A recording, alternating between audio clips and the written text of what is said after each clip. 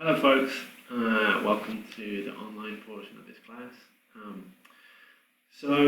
This week I thought it would be the easiest to do it this way.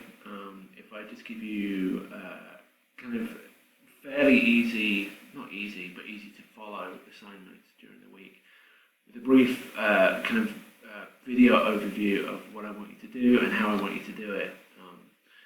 Really, we're pushing towards the end of the semester now, even if we are in this kind of funky world of coronavirus and everything. Nonetheless, I still want all of you, to be able to get to the end product that I promised you at the beginning of the semester. So that's what I'm going to try and do. So every week, I will put up a new module for you to follow. And the module should open on your homepage when you open up Canvas, and it will hopefully look something like this. So we're into week 11. If you click on week 11 instructions, everything should be here for you. The first thing I need you to do this week is to submit the exposition papers as expected on Tuesday.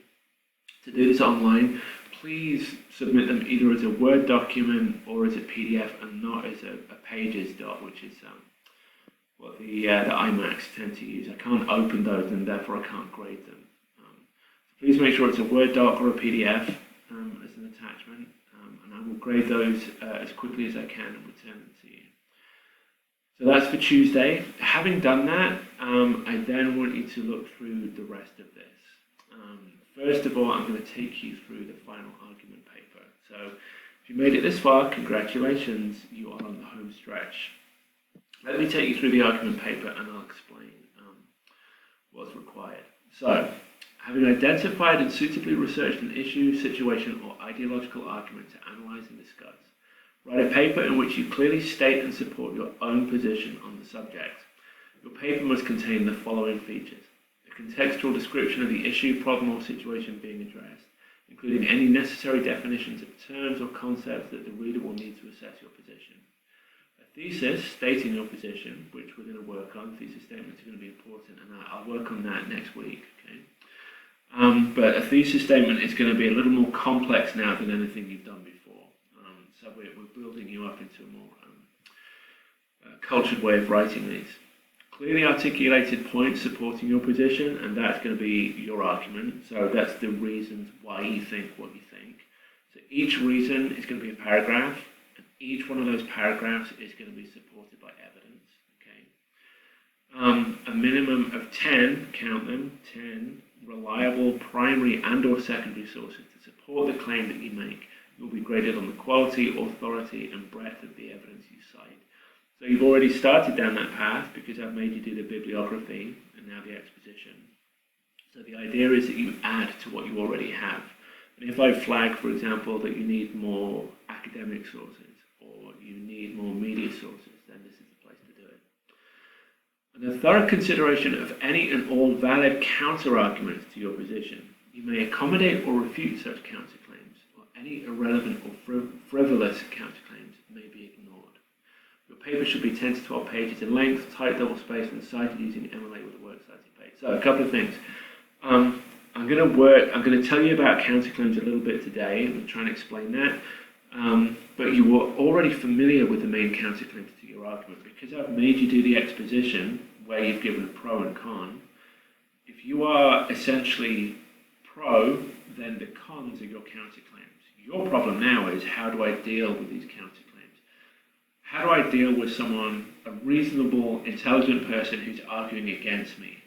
And there's a couple of ways you can do that, which I'm going to go through in a second. And just on the length, this is really important because I have to grade you down if you are falling short of the 10 pages. So my caveat to that is I need at least 9.5 pages of writing plus a works cited page. Okay? Anything less than 9.5 pages, I'm grading down, and anything 8 pages or less, I'm failing. Okay? So don't even bother sending me anything less than 8.5 pages of writing for sure, because that's just going to fail. You're wasting your own time and mine. However, you're all capable of doing this because I'm familiar with your writing, so I think everyone should be fine as long as you follow what I'm about to tell you. So if you scroll down right here, these are hints, okay? So you might not hit all of these, but you should consider them. So your paper should include a clear introduction to the topic with definitions where appropriate and context for your argument. So consider the following. What is your warrant, and is it free from fallacy? So why do you think what you think? What is the basis of your opinion? Remember, we've worked on that a little bit. So if you keep asking the question, why do I think that? Once you get to a final statement that encapsulates your whole argument, that's your warrant. That's what you have to get to, okay? So be strict with yourself. What are your main points of support? So what are your reasons? Who is your audience? Well, I am. And what are their likely expectations? Now, just on that point, you don't have to write an argument paper that you think I need to agree with. That would be a mistake, okay? You do have to write an argument paper that considers me as the audience. So if you think I'm likely to disagree with you, then you're going to have to bring more energy, more research, and more reliable research, and more authority. And you're going to have to think about tone as well. So, if you think I'm going to disagree with you, don't worry about that. I encourage you to follow your own opinion, as long as you can back it up.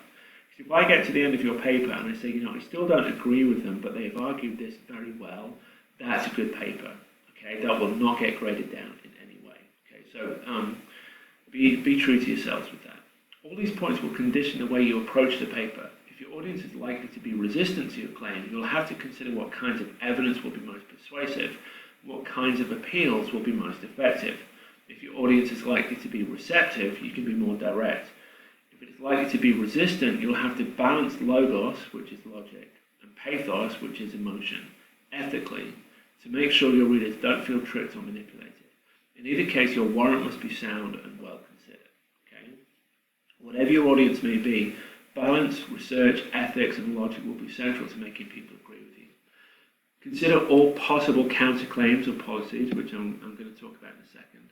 Consider the most effective structure for your argument, direct or indirect. So, very briefly on that, if you feel like your audience is likely to be agreeing with you, you can go straight into your argument, thesis statement, and your points of support. If you feel like I'm likely to disagree with you, that will change the way that you order these things, right? So you might start with counterclaims and then go to your argument. You remember Jonathan Swift's A Modest Proposal, where he builds up his reasons first and then he gives you his proposal. So just consider that while you're writing. Consider the quality and authority of your research. This will help persuade your readers. So if you feel like you've got a couple of really weak sources in there, get rid of them and find something better. Okay, that's really important. And this is not a problem-solving paper. Instead, you are presenting a strongly articulated, well-supported opinion. Your reader may or may not agree personally with your point of view. However, by the time the readers reach your conclusion, you should have persuaded him or her that your position is the most reasonable, balanced, and logical point of view. Okay, so that's what we're shooting for. So, having taken you through the assignment, or through the final argument paper, let me just take you quickly through the outlining tool that I want you to use for this week's assignment, okay? Because this outlining tool contains all the elements that you need for a good argument, okay? So, this hopefully will appear when you click on the link in the module. Either using the guide provided below or alternatively using your own preferred outline format produces full an outline of the argument you're constructing to help draft your paper. So this is a classic, what we call Rogerian argument. Don't worry about the phrase, it's after a French rhetorician, essentially. Nonetheless, this chap produced a basic formula for a strong argument, and this is what it contains. So, introduction in terms of an outline. List your subject for debate. So the subject of debate is, whatever it is, TMT, or stem cell research. You give a brief definition of the subject and the debate, and at the end of your introduction, ideally, you will have a working thesis statement.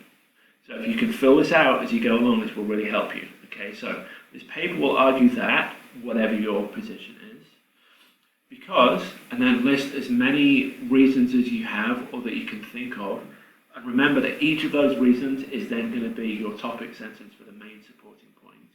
Okay. And after that, it will also consider the main counterclaims to this position, including, and then list as many counterclaims as you can, which I'm going to go through in a second. Okay, so these topic sentences right here, and again, this is just a very rudimentary outlining tool for you. But these topic sentences help you structure your reasons. So a topic sentence or reason one.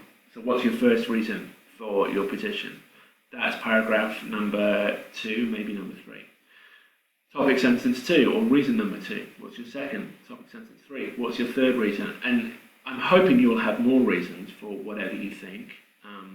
But nonetheless, use as many as you need. This is just to start you off. Okay, so you can copy and paste this into a document and then edit it as you need to. Okay, so add as many other topic sentences or reasons as you need or have. And then, so if you think about it, if you're arguing a position, if you're in speech and debate, you'll be familiar with this. If you're arguing against someone, you have to put your case, but you also have to be prepared for what you think the opposition is going to say. This is what lawyers have to do, right?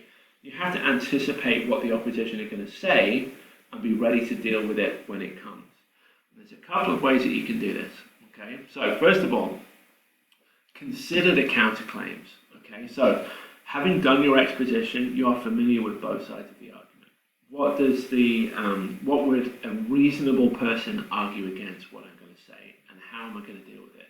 Well, there are 3 ways. Okay, and just in a crude fashion, I'm going to write these down for you. You can. Oh, it's not going to let me. That's okay. There's 3 ways. If you feel that the counterclaim that someone is arguing against you is kind of stupid or frivolous or not very serious, you can ignore it. You don't even have to address it.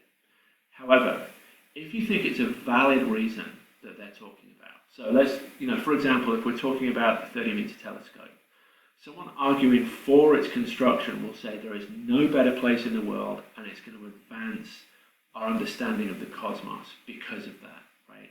That is a reasonable counterclaim. Now, in that case, you have to, what we call, accommodate it, okay? You raise it in your paper, you say that is a reasonable argument, and I accept it, but the weight of my own evidence and the weight of my argument outweighs your counterclaim. So can you see that this is kind of a balancing act? You know that the symbol for justice is the scales, right? That's what we're doing. These are scales. So you're trying to prove that the weight of your research and the weight of opinion is in your favor. Even though there might be valid counterpoints on this side, you have more on your side. That's what you're trying to prove. So you can accommodate the counterclaim, or the last thing you can do, which is hopefully what you can do with all of them, is refute them. So let's say that someone raises a counterclaim, again using the TMT, and they say there's no other place in the world that we can do this. You can refute that by saying, well, yes, there is. There's the Canary Islands. There are various sites throughout the world that have been pinpointed as almost as good as Mauna Kea. That is what we call refutation. And ideally, and again, you would use your evidence to prove it. So for every paragraph that you have, you're going to have either a citation or a short quote using your evidence to prove what you say. Okay, so and again, I'll work on that a little bit later in the semester. So you've stated your opinion in the thesis. You've supported it with your reasons and your evidence. You've dealt with the other side. Now finally you can get to your conclusion right here. So by the time I hit your conclusion, even if I don't personally agree, I still need to be able to see that you've gone through this whole argument process. Okay? And that's really an argument. Now you might play with the order of these things, but that doesn't matter. As long as you have all these elements in place, then you've done your job. And I promise you, if you follow what I'm asking you and do it in roughly the order that I'm asking you, you should be able to hit those 10 pages. And if you're struggling, do more research. Never fill out. Go and find more research and put it in. Okay? So that's my little class for this week. So read through the argument paper, fill this out, and submit it as usual.